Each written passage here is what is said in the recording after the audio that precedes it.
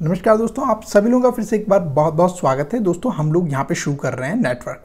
तो दोस्तों याद रखना, इसको सिर्फ ESL या किसी एक स्पेसिफिक एग्जाम के टारगेट से मत पढ़ना। ये वो सब्जेक्ट है, ये वो कंसेप्ट है जो हर जगह पूछे जाते हैं। तो पूरे इंटरेस्ट के साथ इसको शुरू करना है, ठीक है। तो दोस्तों शुरू करते हैं।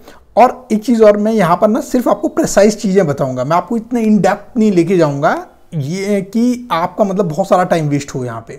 तो मैं एकदम आपको प्रेसाइज सारी चीज़ें बताऊंगा। और एक चीज़ और आप ध्यान रखना कि इन को आप एज ए शॉर्ट नोट्स भी यूज़ कर सकते हो, ठीक है ना। किसी भी एग्ज़ाम के प्रिपरेशन में, एग्ज़ाम कोई भी हो, ठीक है ना, आपका गेट हो या फिर इंजीनियरिंग सर्विसेज हो या फिर जूनियर इंजीनियर का एग्ज़ाम हो और या फिर कोई भी असिस्टेंट इंजीनियर का एग्ज़ाम हो, जो भी टेक्निकल एग्ज़ाम है इसमें कहीं भी यूज़ कर सकते हो, रिवीजन क्विकली कर सकते हो।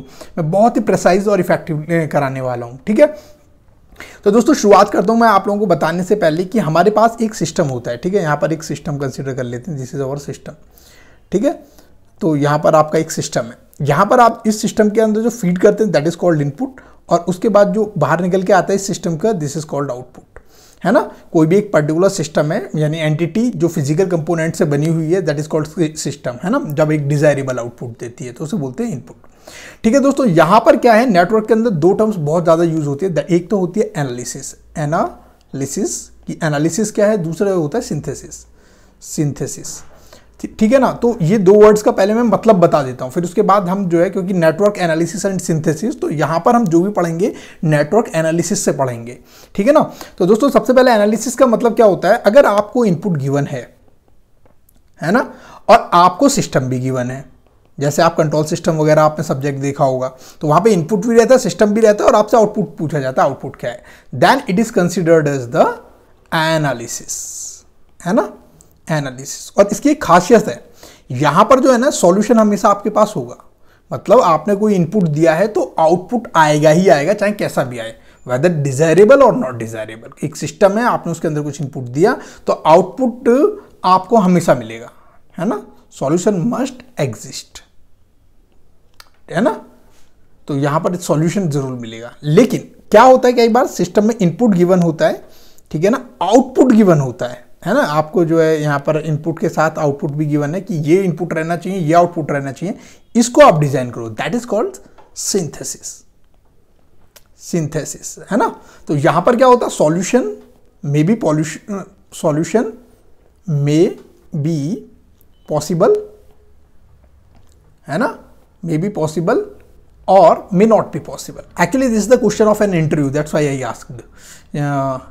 मैं बता रहा हूँ क्योंकि एक इंटरव्यू में मुझसे पूछा गया था कि नेटवर्क पढ़ा है, मैंने कहा हाँ। तो उन्होंने पूछा सिंथेसिस और एनालिसिस में क्या डिफरेंस है, तो उन्होंने मुझे पूछा what is network analysis, what is network synthesis, तो इसलिए मैं आपको बता रहा हूँ। तो कोशिश करूंगा आपको हर एक कुछ छोटी छोटी चीज़ से अपग्रेड करता चलूं जो आपके फंडामेंटल्स को क्लियर करने में हेल्प करे, ठीक है। उसके बाद में हम प्रॉब्लम्स लगाएंगे।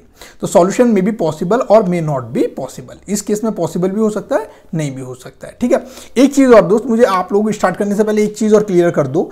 EC एक इलेक्ट्रिकल ब्रांच होती है और एक इलेक्ट्रॉनिक्स होती है ना, ECE और एक EEE। तो आप मुझे क्या बता सकते हो कि EC का में मतलब क्या है, EC और इलेक्ट्रिकल में, मतलब इलेक्ट्रॉनिक्स और इलेक्ट्रिकल ब्रांच में क्या डिफरेंस है। बेसिकली मैं आपसे ये पूछना चाह रहा हूँ, what is the difference between electronics and electrical, क्योंकि this is also a same question I have been asked, है ना। Difference between electrical and electronics engineering. तो अगर आपको पता है तो मुझे प्लीज़ आप जो है कमेंट सेक्शन में लिख के बताओ, मैं नेक्स्ट लेक्चर में इसको डिफाइन कर दूंगा, ठीक है। चलिए अब दूसरे पॉइंट पे आते हैं, अब अगले कंसेप्ट पे आते हैं, दैट इज कॉल्ड नेटवर्क, है ना। नेटवर्क क्या होता है दोस्त, तो शॉर्ट फॉर्म ज़्यादा यूज़, मैं एक्चुअली खुद अपने नोट्स शॉर्ट फॉर्म में बनाता हूँ, तो इसलिए मैं आदत हो गई है, तो थोड़ा जल्दी बन जाते हैं, है ना। नेटवर्क क्या है दोस्तों, this is the combination of the element, combination of the elements, इसे बोलते हैं नेटवर्क, ठीक है। उसके बाद दोस्तों क्या है यहाँ पर, जैसे क्या है आपके पास ये रेजिस्टेंस है, ये एक रेजिस्टेंस है और ये एक रेजिस्टेंस है, ये आपके साथ लगे हुए हैं, है ना। तो this is considered as the network. Actually इसके अंदर क्या है, यहाँ पर जो है यहाँ कुछ आपने एक्टिव या पैसिव एलिमेंट्स आपने लगाए हुए हैं, है ना।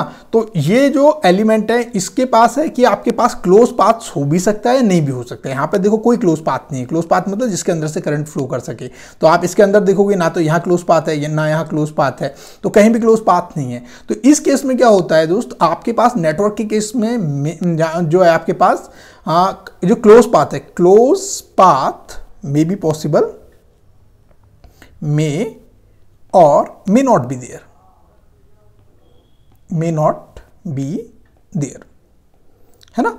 आपके पास हो भी सकता है, नहीं भी हो सकता है। तो ये होता है दोस्तों नेटवर्क। तो नेटवर्क भी समझ में आ गया, network synthesis and this one, है ना, एनालिसिस। तो हम लोग जो पूरे टाइम करेंगे दोस्तों, हमारा पूरा कंसंट्रेशन रहेगा नेटवर्क एनालिसिस पे। तो हमारा नेटवर्क एनालिसिस ही पढ़ने वाले हैं बेसिकली हम लोग, ठीक है। अब उसके बाद दोस्तों आगे हम लोग बढ़ते हैं। अब मैं आपको दूसरा डिफरेंशिएटिंग बताऊँ, सर्किट क्या होता है। आपने सुना होगा ये सर्किट, है ना, एनालॉग सर्किट्स, डिजिटल सर्किट्स, इस तरह सर्किट्स क्या होते हैं। सर्किट्स होते हैं दोस्तों combination of elements, combination of elements and which consist close path, ठीक है ना। यहां पर आपको क्लोज पाथ भी रहेगा आपके पास, तो इसे बोलते हैं सर्किट्स, ओके, लाइक दिस। अब ये क्या है, यहां पर क्या है, मैं यहां पर एक वोल्टेज सोर्स लगा दिया है। ये दो रेजिस्टेंस है, suppose this is R1, this is R2 and suppose this is the source resistance, source का रेजिस्टेंस है।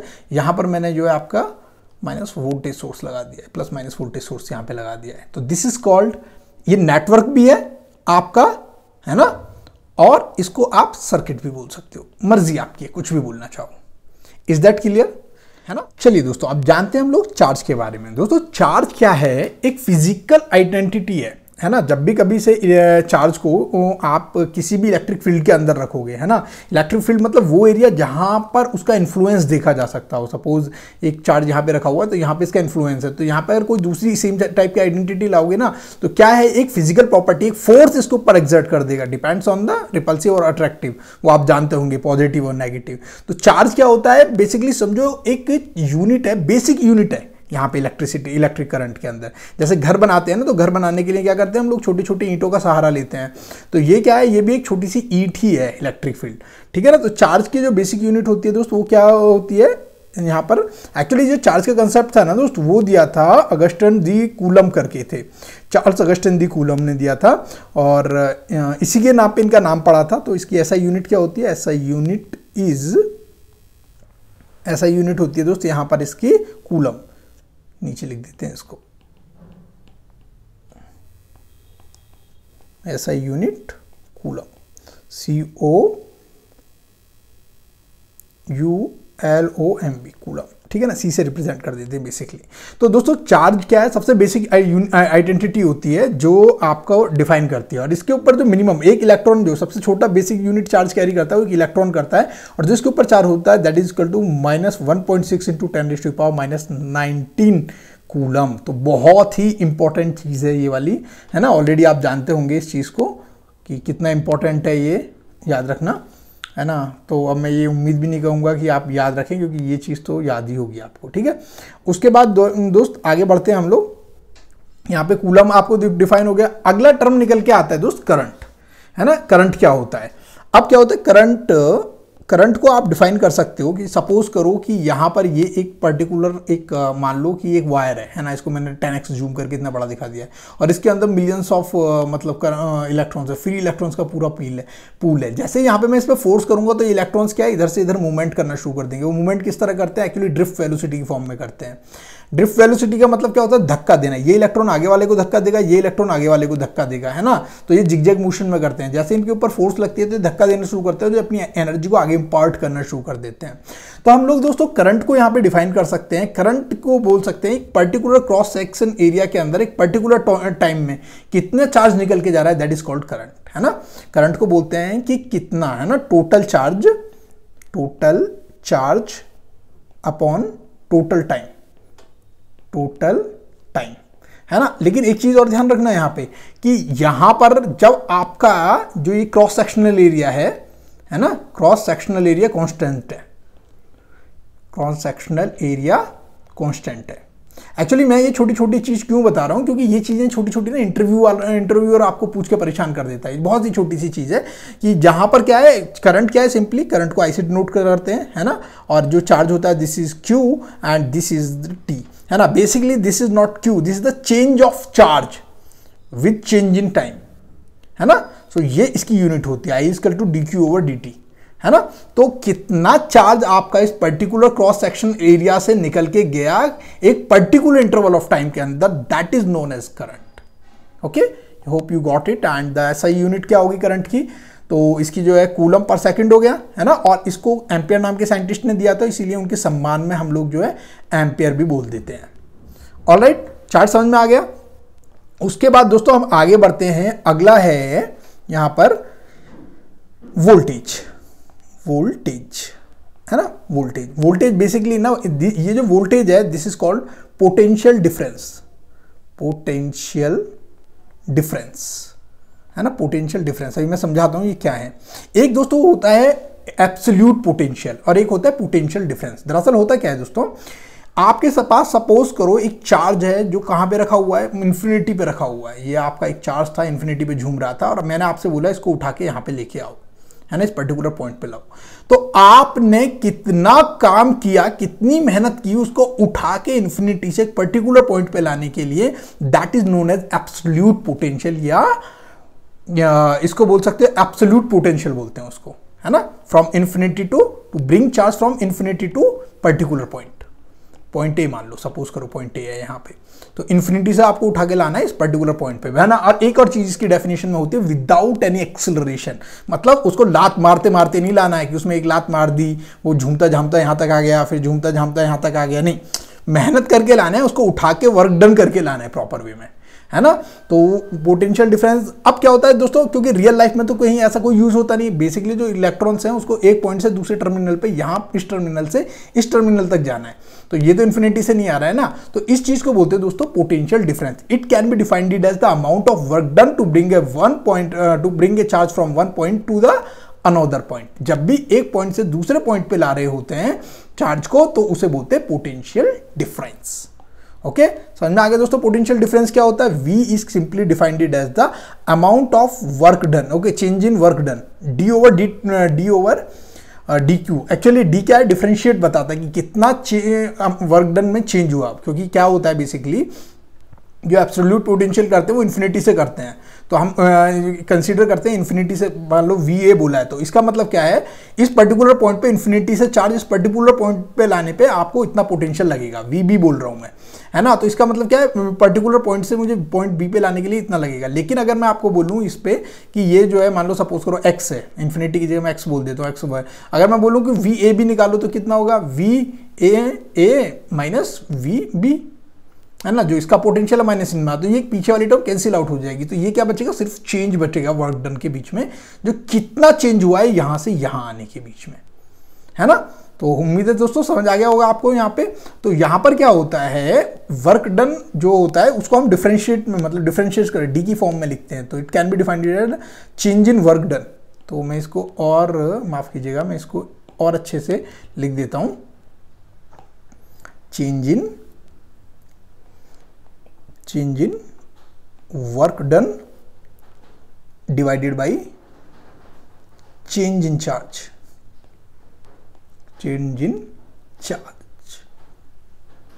ठीक है। So it can B D over W over DQ, ठीक है। तो अब इसके ऐसा यूनिट तो आप आराम से निकाल सकते हो पोटेंशियल डिफरेंस की, बहुत इंपॉर्टेंट है। पोटेंशियल डिफरेंस क्या है, वो ताकत लगाता है जो किसी भी इलेक्ट्रॉन्स के मूवमेंट को, करंट के फ्लो को कंट्रोल कराता है ना। तो यहां पे W कितना हो गया, दिस इज जूल पर कूलम, ऑलराइट, और यू कैन से वोल्ट, है ना, इनको दोनों की फॉर्म में बोल देते हैं, तो इसे बोलते हैं वोल्टेज, ठीक है। अब उसके बाद जो है दोस्तों अगला कंसेप्ट आता है पावर का, ताकत कितनी है, पावर, है ना। तो दोस्तों पावर को बोलते हैं rate of change of work done, है ना। मान लो मैंने आपसे बोला कि भाई चलो एक काम करो, यहां से उठा के ये वाला सामान यहां पे रख दो, तो आपने क्या किया, पूरी ताकत लगा के यहां पे रखा, तो कितना आपने टाइम के साथ चेंज किया, वर्क डन किया with respect to time, that is considered as the power, okay. तो it can be rate change of work done, change of work done. मैं बिल्कुल सिंपल सा आप लोगों को बिना इधर उधर भटकाए एकदम प्रिसाइज रखने की कोशिश कर रहा हूं यहाँ पे, है ना, कि आप लोगों को एकदम प्रिसाइज चीजें बताऊं, है ना। तो power can be defined as dw/dt, है ना। तो यहाँ पे change in work done by change with respect to time. Rate change का मतलब होता है टाइम के साथ, किसी भी चीज के साथ, है ना। Rate change of the work done, time के साथ जो चेंज हो रहा है, that is considered as the this one. Okay, तो अब यहाँ पे देखो कुछ फॉर्मूलेज हम लोग देखें। यहाँ पे जो चार्ज होगा दोस्त, यहाँ पर अगर मुझे चार्ज निकालना है पर्टिकुलर, क्योंकि चार्ज तो आप काउंट कर नहीं सकते हो कितना चार्ज यहाँ डाला है, तो इट कैन बी सिंपली, आपको पता है यहाँ पर चार्ज क्या है, यहाँ पर जो अभी निकाला था हमने, जो देखा था, कितना देखा था, I is equal to Q over T किया था, है ना, D over DQ over DT। Okay, अब मैं क्या करता हूं, इसको DQ that is going to be I into DT, है ना।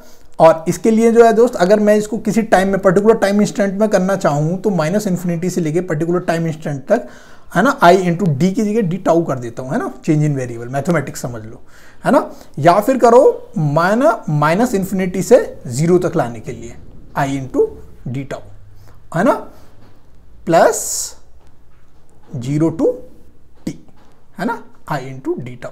ये क्या है, मतलब मान लो कि मेरे को यहाँ पे टाइम, मैंने यहाँ पे क्या किया था, -∞ से अब तक कितना, पर्टिकुलर टाइम तक कितना करंट गया है। तो अगर हम टाइम की स्टार्टिंग भी मानते हैं, आपको मैंने घड़ी आपके हाथ में लगा दी अभी, मैंने बोला अब से देख के बताओ, तो ये वाली चीज होगी, और जो इससे वाली पहली चीज होगी वो 0 होगी। लेकिन अगर पहले से भी कुछ होती हुई आ रही है तो these are known as the initial conditions, है ना। तो यहां पर जो है ये चीज ध्यान रखने वाली है। और जो दिस इज सिंपली द पहले से जो इनिशियल चार्ज होता है, this is Q0 and this is considered है I0 into T into I into D tau, ठीक है ना। तो ये क्या है, बेसिकली जो है ये आपको जो है करंट और अगर टाइम के बीच का आप एरिया निकाल लोगे। अगर आपको एक कर्व दिया हुआ है, सपोज करो आपको एक कर्व दिया हुआ है ना, इस तरह करके, टाइम और उसके बीच में, टाइम और करंट के बीच में, और आपसे पूछा जाए कि चार्ज कितना है, तो सिंपली उसको एरिया निकाल लेना। इंटीग्रेशन बेसिकली क्या बताता है, एरिया बताता है ना। तो जो IT कर्व के अंडर होता है ना, this is considered as the, इसको लिख ही देता हूं पॉइंट को, क्योंकि आपके काम आ सकता है ये concept.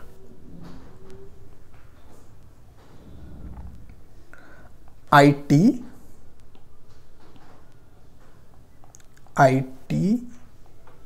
curve area can be used to determine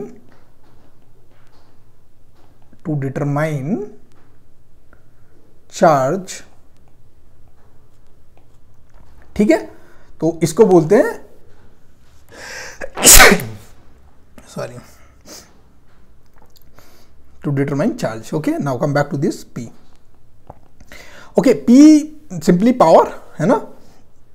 power can B also drive into P into V into I, है ना, करंट, वोल्टेज इंटू करंट भी होता है। और ओम्स लॉ से आपको पता है कि V इक्वल टू IR होता है ना। अभी हम ओम्स लॉ को भी देखेंगे, उसकी डीप में जानेंगे। तो ओम्स लॉ क्या होता है, V इक्वल टू IR होता है, ठीक है। तो V इक्वल टू IR, इस ओम्स लॉ में जो है यहाँ पर जो V की जगह IR रखो तो सिंपली क्या हो जाएगा, I स्क्वायर R हो जाएगा। I की जगह V ओवर R रखोगे तो V स्क्वायर बाई R हो जाएगा, है ना। और कंडक्टेंस 1/R को कंडक्टेंस मान लो तो this is V square G हो जाएगा कंडक्टेंस। ओके, अगर मैं जो है I की टर्म्स में लिखूं इसको, तो ये क्या हो जाएगा आपका I स्क्वायर बाई G हो जाएगा, है ना। तो ये क्या है, डिफरेंट फॉर्म्स हैं जिसमें आप लिख सकते हैं यहाँ पे, ठीक है ना। डिफरेंट फॉर्म्स हैं जहां पर आप लिख सकते हो, ठीक है। नाउ यहां पर जो है एक चीज देखनी है आपको, ये आपके पास एक लोड है, ठीक है। और यूजुअली हम क्या करते हैं, कभी भी जब लोड के अंदर करंट जाता है उसकी डायरेक्शन जो है वहां पर हम उसको पॉजिटिव कंसीडर करते हैं, बाहर आती हुई डायरेक्शन को हम नेगेटिव कंसीडर करते हैं। तो याद रखना, ये आप अपने हिसाब से कंसीडर कर सकते हैं, लेकिन हमेशा जो डायरेक्शन है एक ही स्टार्टिंग से फॉलो करना, है ना। हो सकता है मेरी अलग हो, आपकी अलग हो, लेकिन शुरू से और लास्ट तक जो डायरेक्शन है उसको एक ही मान के चलना आप लोग, है ना।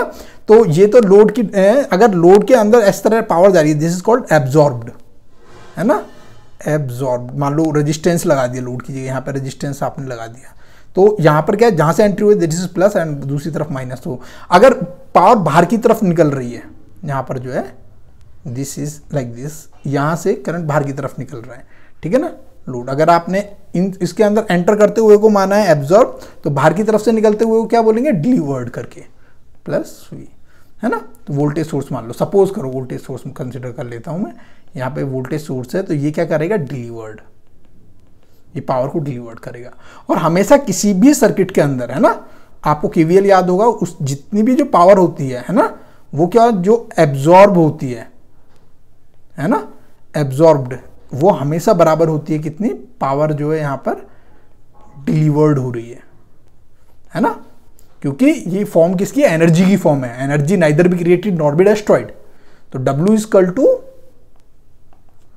0 to T P dt, है ना, सिंपल है ना। वर्क इजकल यहाँ पर जो P is equal to dW by dt होता है।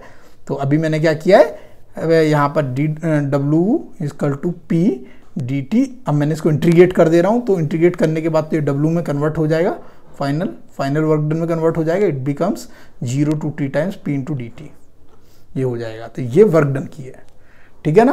और जो इसकी यूनिट होती है दोस्त, this is work done is known as, ये इंटीग्रेशन में निकल आता है। तो जहां भी ये इंटीग्रेशन दिखाई दे रहा है ना, अगर आपको ग्राफ आए तो समझ जाना, उसका एरिया निकाल के आप वर्क डन कैलकुलेट कर सकते हो। पावर और टाइम का ग्राफ आए और आपसे पूछा जाए कि वर्क डन कितना है, तो उसका एरिया आपको बताएगा कि वो जो है कितना वर्क डन हुआ है, ठीक है ना। तो इसकी जो यूनिट होती है क्या होती है, वाट सेकेंड और जूल, ठीक है ना। और यहां पर जो W होता है दैट इज एनर्जी और वर्क डन, ठीक है। तो आज के लिए दोस्त मैं यहां पे इसको अभी रोक देता हूं फॉर टाइम बीइंग, कल से हम थोड़ा स्पीड पेस अप करते हैं। मीनवाइल आप लोगों से रिक्वेस्ट है, कुछ लोगों के पास जो है मतलब मैसेजेस नहीं जा रहे हैं, तो कृपया मेरे ऑफिस वाले नंबर को आप सेव कर लीजिएगा, है ना, व्हाट्सएप नंबर को सेव कर लीजिएगा। अगर आपने सेव नहीं किया हुआ है तो आपके पास नोट्स नहीं पहुंच पाएंगे, तो उसको सेव कर लीजिएगा, एक बार मुझे पिंग कर दीजिएगा, जिससे आपके पास नोट्स प्रॉपर पहुंच रहे हो, मैं एक कंफर्म कर सकूं, ठीक है दोस्तों। तो बहुत बहुत धन्यवाद दोस्तों, मिलते हैं दोस्तों नए लेक्चर में, जहां पर हम और चीज़ें डिस्कस करेंगे। बाय।